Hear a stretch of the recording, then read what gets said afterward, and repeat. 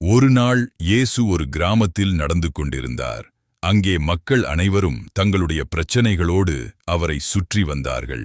அதில் ஒரு பெண் அமைதியாக இயேசுவின் பின்னால் வந்து அவருடைய ஆடையின் விளிம்பைத் தொட்டாள். அவள் 12 வருட நோயால் அவஸ்தைப்படுத்தப்பட்டாள்.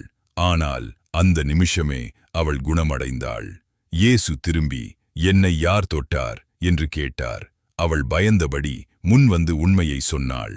அப்போது இயேசு அன்புடன் சொன்னார், "மகளே, உன் விசுவாசமே உன்னை குணமாக்கியது. சமாதானமாகப் போ" என்று இயேசு கூறினார். இன்றும் விசுவாசமாக ஒரு நொடி இயேசுவை தேடினால் வாழ்க்கையில் உள்ள கவலை, கஷ்டம், கண்ணீர், நோய் எல்லாம் மாறி நம் வாழ்க்கை மிகவும் அழகாக மாற்றிவிடுவார். வாழ்க்கையே மாறிவிடும். கர்த்தரை நம்புகிறவர்களுக்கு ஒருபோதும் ஒரு குறைவும் வராது.